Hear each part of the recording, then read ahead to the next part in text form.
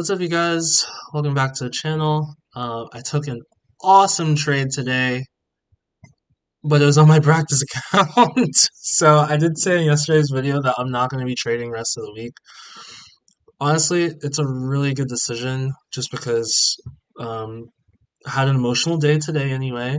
I really wanted to trade, and this trade that I took on my practice account would have been the trade that I would have taken on my real account too, but I immediately locked out. You can see here, I locked out all of my accounts, including my main. So I'm not going to trade on it. Um, just because of the fact that I said yesterday that I'm not going to trade for the rest of the week. I need to back test. Now, let's go over the trade real quick, just kind of what I was looking at, but that's not really the discussion of today's video. Today's video is about spying on the wise. So, what's included in that is kind of like going over the people that are successful, people that you think are wise, and kind of going from there. But first, let's go over the trade. Really love this trading setup here. So we'll go back on replay. I ended up taking this trade at about 7:35. So you'll see here it's about 7:30. Why do I like this trade? One, we are rejecting prior day value area highs. We're now also slashing through current point of control as well as prior day point of control. So there's this YouTube channel. His name is Trading Phoenix. I actually commented on his last video too. And one of the things that I commented was that through his video, it made me realize that the prior day levels are way more significant than the current day levels. Why? Because there's more volume, right? So it's showing those key areas, those key levels during New York session in terms of where the big buyers are either stepping in or getting out of positions. So this prior day point of control was a big area here. You can see we slashed through it. We also slashed through current value area lows, current point of control as well. Came back up and then we rejected again. I don't love the volume on that, but it's good enough in terms of the candle and where you're at that you can have a good risk to reward. So where was my stop loss? I actually placed my stop loss above value area high, current value area highs, right above here as well. Um, so that was a place where I placed my stop loss. As you can see, we're in chop. Like, yes, the overall trend is also in chop too. So there's no clear direction. You could say that we were bullish, but after that huge rejection here and coming down, I was like, it's better to trade to the downside unless we start bouncing from these levels.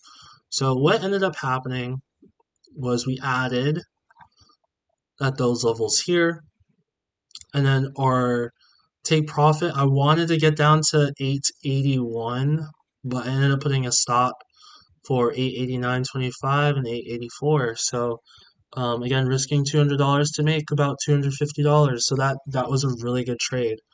But one of the things that I've spoken about in other previous videos too is spying on the wise. So what does that mean?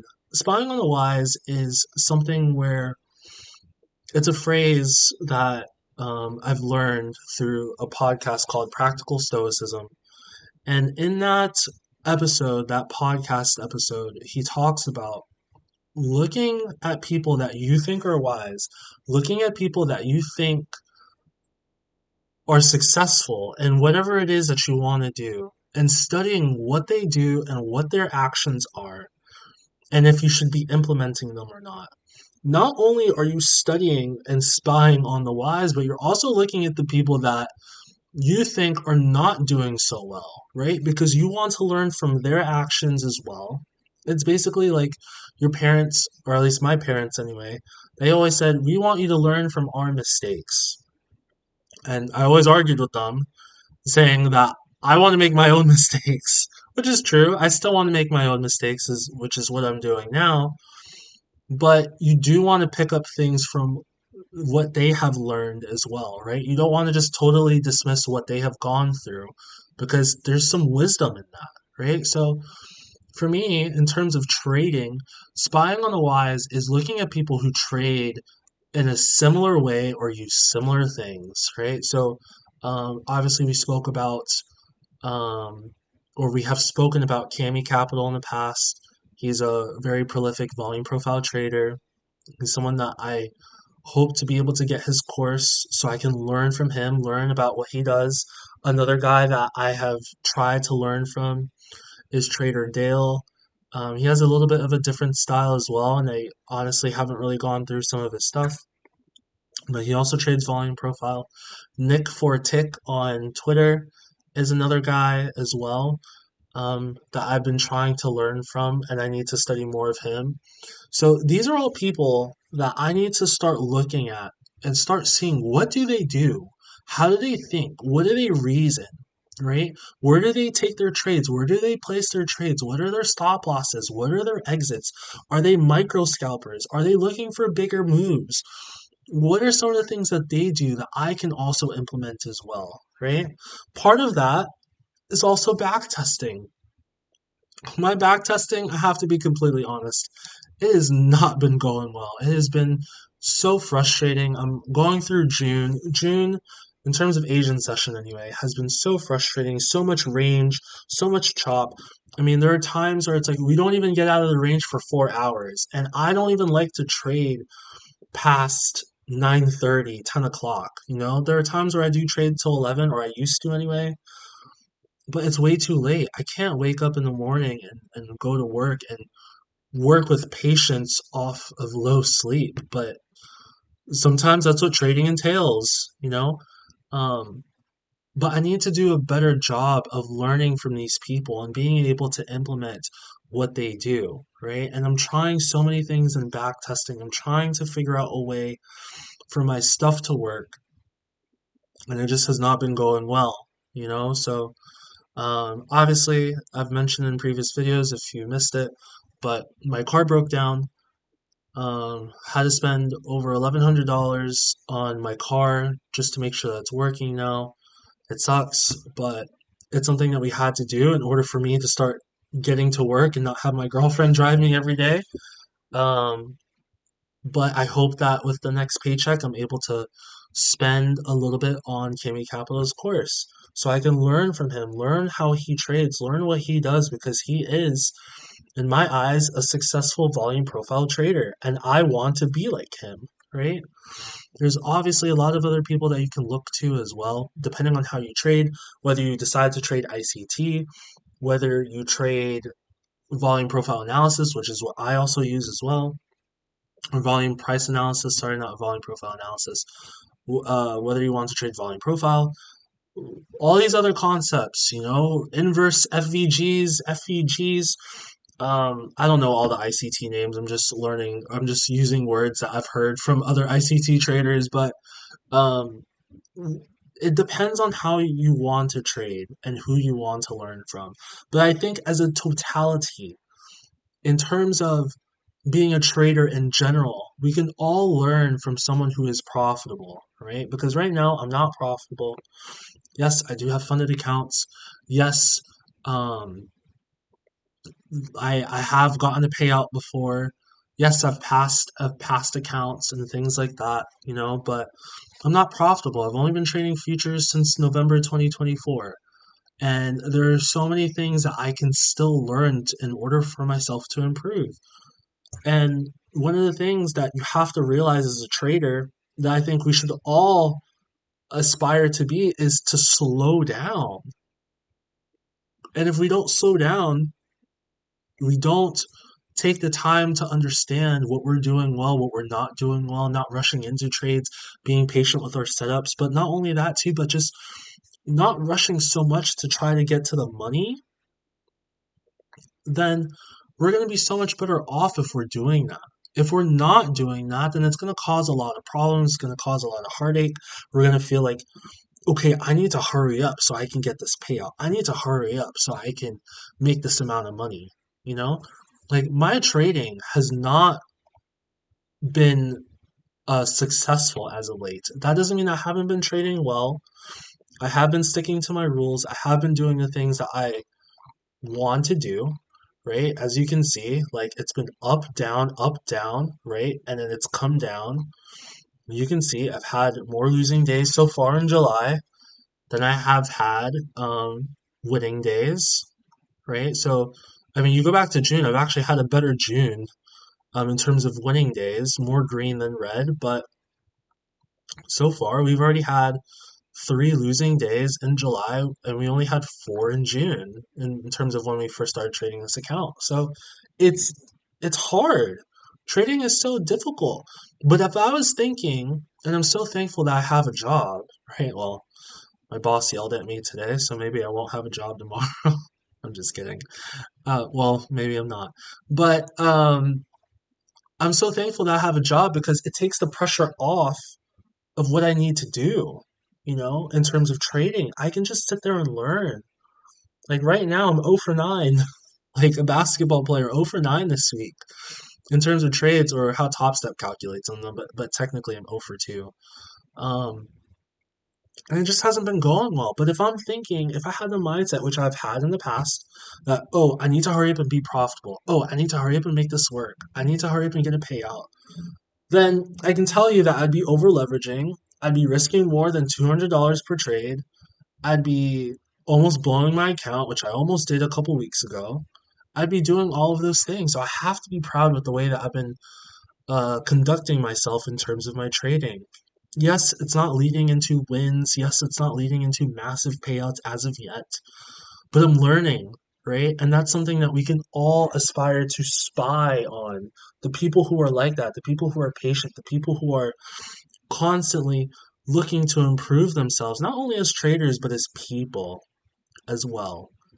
Um, and I hope that you guys are able to take that today and see the people that you hope to be.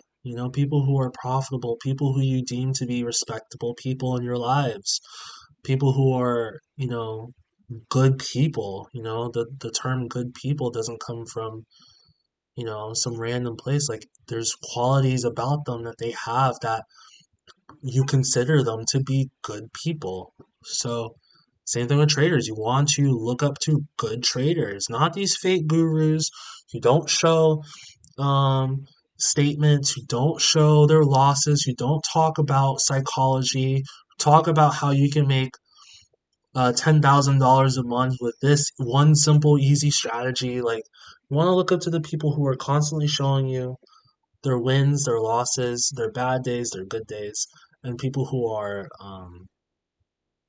respectable in your eyes. So that is spying on the wise. Um, I hope to be able to improve my trading as well. Like I said, I'm taking the rest of the week off trading. Again, it's been tough. Backtesting has been so hard. I'm 10 days into June right now, and it literally has not been going well. I don't even know how well I did, how I did decently in June. Um, I have no idea, but I'm glad that even though it would have been a win today, I'm glad that I didn't trade today just because of the fact that it was very emotional for me at work today. Um, Essentially getting yelled at by my boss for something that I didn't know, that was never taught. But, that happens in life too. And it's something that I've, with my Stoic journey as well, that you see when things like that happen, when people are basically kind of like getting on you for no reason. I guess that's the best way to put it. Um, you just have to be able to take that on the chin. So, one of my favorite quotes that I say a lot whenever things like this happen, and I used to say every day whenever I would wake up in the morning, was um, today I shall be met with jealousy, dishonesty, selfishness, and hostility. And basically, the quote goes on to say that I have seen how people are. I have seen the beauty of good and the ugliness of evil, and have recognized that the person who's doing whatever it is that I don't want to be done to me has a nature that's related to my own, right? Because I can also be like that with that person too. So none of that can hurt me or implicate me in that type of feeling, in that type of ugliness, right? Because in life, we were born to work together like hands, like feet, like the two rows of teeth, upper and lower, that if we're obstructing each other, it's not natural. We're meant to work together, you know, to feel anger at these people for treating us in a certain way. It's like it's an obstruction to our life that we shouldn't have. Because if we keep that bottled up inside of our hearts, if we keep that bottled inside of us, we're not going to be able to do the things that we're meant to do, which is to help people, which is to aspire to be good people. Instead, we're going to have that resentment built up in our lives, and it's going to hurt other people. So, yeah, like, do I see my boss's point in terms of him yelling at me? I'm like, yes, I do, because he wants things done a certain way. But did he understand my viewpoint that I was never taught? I had no idea. I did not know. No, he didn't know. He didn't think about that. But I have to be able to accept that that's life. And maybe at some point I can talk to him if he brings it up again. I can speak to him, let him know that I didn't like what he was saying, because he didn't consider my viewpoint and my aspect. But at the end of the day, like I have to be able to take that on the chin and be like, okay, like that's just life, you know? And these things will happen, and you're never gonna properly get that closure that you so desire. But if you're able to handle it well in your own life, then it's gonna um I was gonna say transmutate, but it's really gonna spread into the rest of your life in order for you to be successful and do well. So yeah, that's it for the Stoic Yap session. But anyway, guys, that's it for today's video. I know it's kind of been a different one in terms of a Stoic topic, but I do like to implement that in my videos because it's part of my life. Trading is life, but Stoicism was also life for me as well. Um, Maybe tomorrow we'll do another Trade Ranges with Me episode, but definitely we'll be doing the unboxing for um, Diary of a Novice Trader. She sent me a gift all the way from Australia. We'll be doing that unboxing definitely tomorrow. I thought I was going to be doing it today, but obviously stuff came up and I wanted to talk about this topic of spying on the wise. So look out for that.